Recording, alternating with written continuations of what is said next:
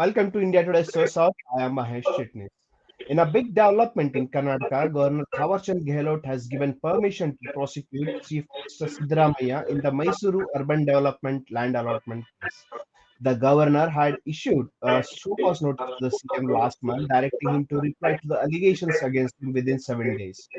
This was followed by a resolution of the state cabinet asking the governor not to sanction the prosecution. The CM Siddarmaiah led, government later also advised the governor to withdraw the notice, alleging gross misuse of the constitution in office. Now the CM is said to be discussing the issue with his close aides to approach the court against the governor's decision to prosecute him. To discuss this, all the legal aspects of the case, I'm joined in by Supreme Court Advocate Mr. Sanket Tanagi. Thank you very much for joining on this discussion, sir. Thank you.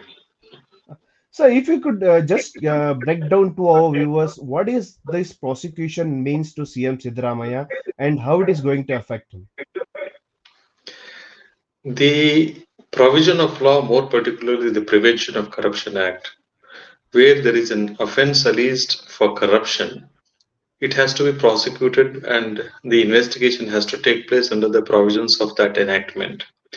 That enactment is as against the government employees, public servants more particularly.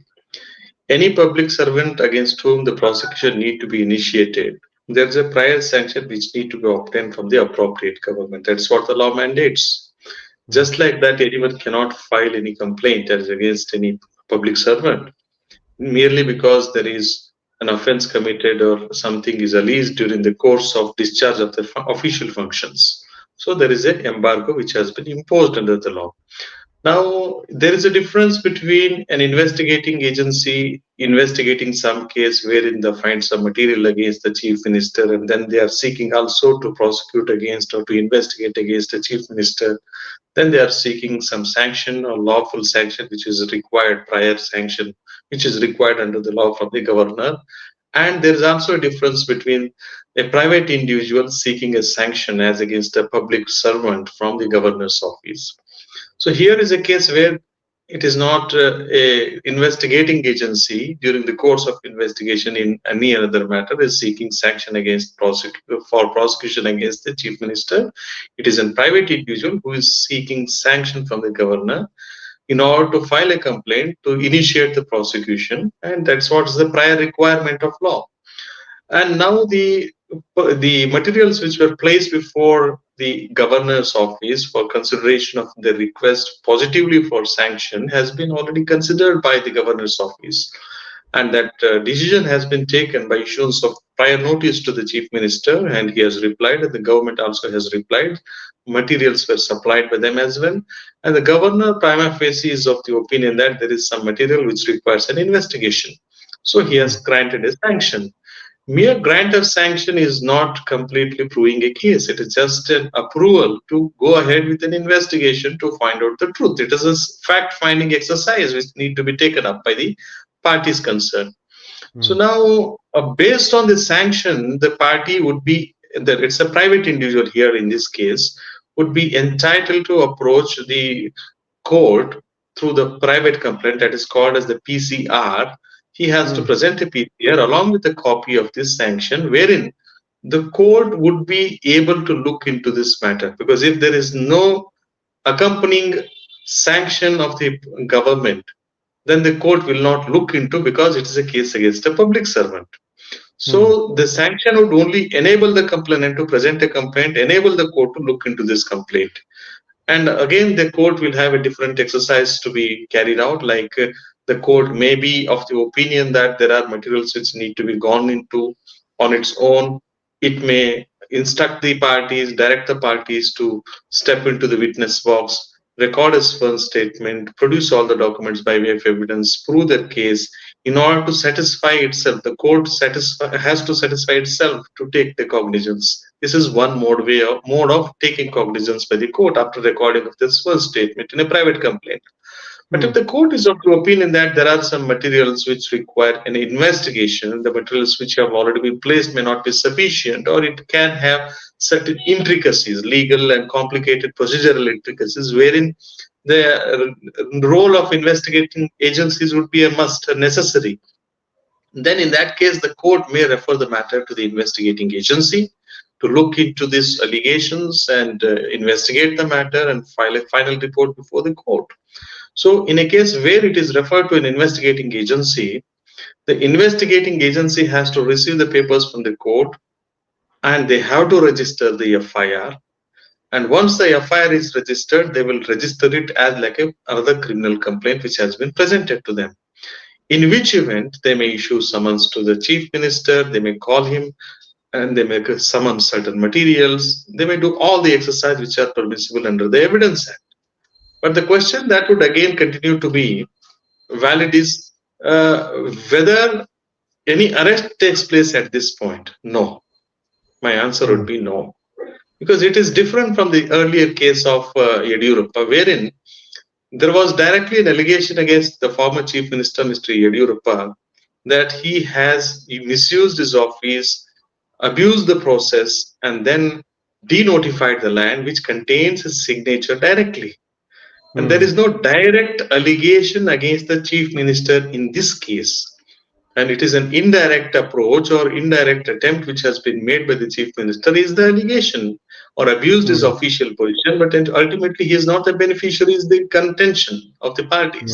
So there is large difference between Mr. Yediyurappa's case and Siddaramaiah's case. And there is no direct evidence which is trying to demonstrate that he was involved in an offense or he has committed an offense which is punishable under the Prevention of Corruption Act. So immediate threat of arrest is not possible. So, Mr. Engi, if I understood correctly what you explained just now, so now after the prosecution is given, now the complainant, in this case, the private person will have to approach the court, and then the court will, examine all the records in front of it. Then the court will take a decision which agency will file an FIR if required and investigate. Is that correct? Correct, you are perfectly right. It is ultimately the decision of the court which matters now, because in a case of this nature, informant is just playing a role of an informant. The complainant's role is only like an informant. It is ultimately the materials which have been placed before the court and the allegations would play heavily on the mind of the court as to whether it's a fit case to take cognizance. So the court might even, if it did not find any prima facie that there is no case involved, it can dismiss the petition filed by the complainant, right? There are multiple options available to the court. Number one, it may take the cognizance by recording this first statement. Number two, it can refer the matter to the police to investigate and report. Number three, it may find that even after recording of the sworn statement and other materials, it may come to the conclusion that there is nothing acceptable to take cognizance, and it may refuse to take cognizance and dismiss the complaint and discharge the accused. So also, Mr. Enigi, the complainant in this case, which court he'll have to approach? Is it the Sessions Court or is it the High Court? Since the allegation is made under the special enactment, that is the Prevention of Corruption Act, there is a special court constituted under that enactment that's called as the special court under the Prevention of Corruption Act. More particularly, this is a peculiar scenario which is against a sitting chief minister, sitting MLA, the legislative member or the representatives of the people. So most probably this matter would be referred to the special court after the cognizance is taken. Okay. But till then, it's only the special court. Okay. So now, what are the options available before the chief minister, sir? Chief minister have multiple options. He may find fault with the governor sanctioning, granting the sanction without considering the materials if it is so done. Or he may even go to an extent of saying that his explanation has not been properly appreciated by the governor. Or he may even go to an extent of saying that he is not the beneficiary, for which reason he will not be, he should not be prosecuted and no permission is required as such. There are various grounds. And the documents he has already given it's a detailed explanation. I'm informed that he may still justify the grounds which he has taken while filing an objection to the governor, and he may try to say that he is still an innocent. Also, Mr. Engi, you are a political analyst also. That's why I asked you this question. the entire Mysuru urban development, issue has affected, the chief minister who has been, seen as one of the clean image leader in the Congress party and such. So how do you see this entire incident? You see, one thing as a political, from the political angle, as a political analyst, it is quite expected move by the BJP because in the southern state, BJP was losing its existence, if you can see since Mm, last 2023 elections. And any political party which is out of power, and especially in the southern region where they have struggled for existence or survival, any political party would always have a long standing map to sustain for the remaining 5 years. They need to be in the talk of the people. And somehow they issue some issues which are non-issues. Sometimes they really genuinely raise some issues. So for their existence, they do lot many exercise, and this is a part of that circus. okay, thank you very much, Mr. Yanagi, for giving us all those, details, in details about the Pleasure. case.